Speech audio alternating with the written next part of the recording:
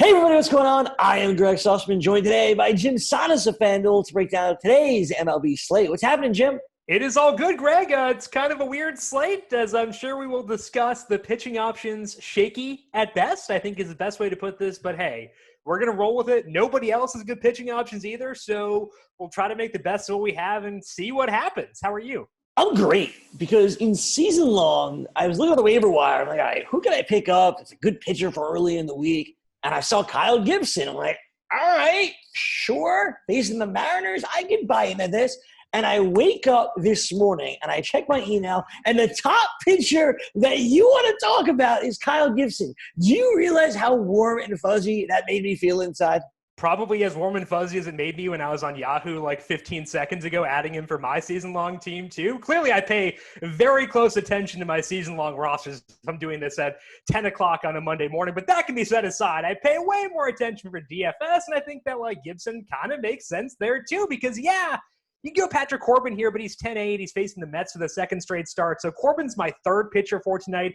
Gibson's going to be number one. He is cheap. He is at home. He's in a good matchup. And on a shaky pitching slate, that's a lot of boxes to check. I also like that Gibson is fully stretched out. He has gone 93 and 103 pitches in his first two starts this year. He's looked really good, a 28% strikeout rate. Now, that's not going to stick. His swing and strike rate is under 10%, so the strikeouts will come down. But I think that the way you look at this is the odds that Gibson pitches deep into this game gives you a chance at a quality start, which is worth 4 points itself on FanDuel, potentially gets you a win as well. Those odds are pretty good. If he gives you strikeouts on top of that, it's kind of just a cherry on top because there aren't any really solid pitching options for tonight. But Gibson objectively is a good pitcher. He is not great for DFS, but I think on this specific slate, facing a high strikeout team at home in a spot where he should go deep in the game, I think he checks enough boxes to actually be a cash game viable pitcher. Now, on most slates, Greg, we're not going to be having Kyle Gibson here. But I think on this specific slate where there are so many issues at pitcher, I kind of think he does stand out. So it's weird to have Gibson as my number one pitcher for tonight. He's not something I expected going into the year, but I think we can embrace it. Put him at number one, hope we get him to go deep in the game, and see if we can get some strikeouts on top of that. I'm in, man. You can get that win. You get those strikeouts. Hey, why not tonight with Kyle Gibson? The matchup is good. The options aren't plentiful. I'm in.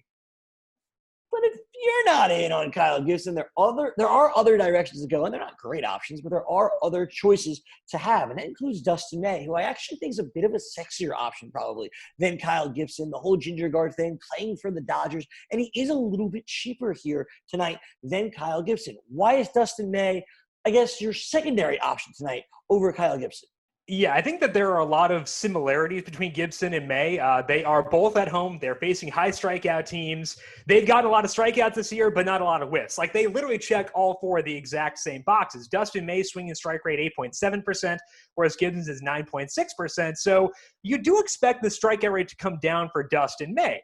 It may not come down tonight, though, because the Padres, while being very good and having Fernando Tatis Jr. are really good, they do strike out quite a bit. So it's a high strikeout matchup for Dustin May, and that's what we care more about in DFS than the overall strength of the team. So that's a good matchup. There are two reasons, Greg, why I have Kyle Gibson number one versus Dustin May. The first one is pitch count. Dustin May is still working his way back up. He went 60 and then roughly 70 or so, and then 82 his last time out. So 82 is his max so far, whereas Gibson's minimum is 93. So from a pitch count perspective, I expect more volume out of Kyle Gibson. The second reason is that this is a repeat matchup for Dustin May. We did see him just blow through the Padres, but that was also his most recent start. 6 innings, 8 strikeouts. That's the good. The bad is that they are now familiar with that disgusting two-seam fastball. They saw the pitching gets as much as we did on Twitter, so they know what's coming now, and that's a little bit of a concern. It's not a big enough concern for me to push May below Patrick Corbin for tonight, but it is enough for me to push him below Kyle Gibson. So they're very similar pitchers to me. I know that in a real world sense, there are very few similarities between Kyle Gibson and Dustin May outside of the fact that, they both have red hair. Outside of that, there's not a whole lot working in their same favor. But from a profiling perspective for DFS, they are very similar. The two things pushing me towards Gibson are the pitch count and the familiarity. But I do think that Dustin May deserves to be number 2 on our list, despite those two minor negatives in his corner. Familiarity can be both a good thing and a bad thing on each side of the ball, from pitching to hitting. Manny Machado is not going to look like a fool again. I can assure you that. 2 home runs yesterday for Machado. Dustin May, a solid option here on tonight's slate. Just not as good as our guy, Kyle Gibson. So the top hitter on your board tonight is Trevor Story. We talked a lot about him last week and how, hey, if he was giving you these numbers, will he be a top player? And he is giving you those types of numbers. He's $4,200 tonight. The Rockies are in Colorado all week, so we're going to talk about Trevor Story quite a bit here. But I read an article this morning about Story, how if he was playing in New York, he would be a top 10 player in baseball. Everybody would be talking about him. He would be on billboards and commercials. He's in Colorado, so we're not. And more people need to be here, Jim. Yeah, if he were in New York, his salary wouldn't be $4,200. I think that, like, as weird as it sounds to say that a guy who is $4,200 is underpriced, I still think that's true for Trevor Story, because we talked about this when we were discussing Story last week, Greg, and it was something discussed in that piece you just alluded to, is that his strikeout rate's down. He's getting better as a hitter somehow. His strikeout rate is still about 13% as the sample expands. And that's a key for tonight, because the Rockies are facing Robbie Ray, and Robbie Ray has a lot of faults right now, but he is still getting some strikeouts, about a 25% strikeout rate. So you want to go with hitters who avoid strikeouts. Obviously, that means Nolan Arenado is going to be among the top hitters in the slate too. But with Trevor Story's strikeout rate being as low as it is, I think that he deserves to be above Arenado for tonight, given the upside that he has both as a hitter and on the base paths. Looking at Robbie Ray specifically, teams just are not swinging at his pitches. Like his chase rate is down to 22% versus 30% last year, and that's concerning. Now he has faced the Dodgers and the Astros in that time, 2 really good teams. The Rockies very much not on that level from a plate discipline perspective. So maybe Ray perks back up tonight. But with how good Story has been, with how good Arenado has been, I think those 2 guys specifically are in a tremendous spot, because when Robbie Ray does not get a strikeout, it is calamity almost every single time. And these 2 dudes just aren't striking out right now. So to me, I think that Story is the number 1 hitter straight up on this slate. Arenado is number 2. You can't go wrong with either, but because Story has the ability to swipe bags as well, I think right now, Greg, he might be one of the top 2 or 3 best fantasy assets in the entire game. And I agree. If he were playing in New York, he would be talking a whole lot more about Trevor Story and how good he is. But right now, I'll settle for the reduced salary at $4,200. I think my favorite part of that was that Robbie Ray has his warts right now. There's a couple of things wrong with Robbie Ray right now. Like, it hasn't been the same issue the last 10 years of Robbie Ray. Yeah, he can strike some guys out, but everything else is a calamity. Yes, you're right, Jim. That's true right now and always for Robbie Ray. So let's take advantage here, man. Let's get Trevor Story in who's not striking out. Let's try to fit Arenado in who doesn't strike out. Both of these guys on the slate make a ton of sense, so let's capitalize.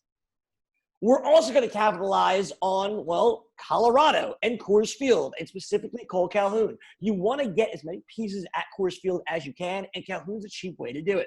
He's $3,300 tonight on FanDuel. You need a bunch of outfielders. Calhoun obviously makes sense. Yeah, he's $3,300 at Coors Field, batting second against a guy who's not getting strikeouts right now. Like, how much more beautiful can you get than that for Cole Calhoun? John Gray's results have been good so far. His ERA is still in the 3s, but he has like a 10% strikeout rate. He's he's not getting ground balls. His hard hit rate is high. So although the results have been good for John Gray, I do not expect that to persist. So, like, if you gave me just one team to stack, I'd probably put the Diamondbacks higher. I prefer the individual batters of Story and Arenado, but as a full team stack, give me the Diamondbacks over the Rockies for tonight. Calhoun is a big part of that because, like you said, $3,300, really good, cheap way to get exposure to Coors Field. And Calhoun himself, individually, has also been good. He was wretched at the start of 2019, but came back from an injury, started hitting the ball really well, and now when you look at his numbers since the start of last year, including that tough stretch until now, against righties, a 45% hard hit rate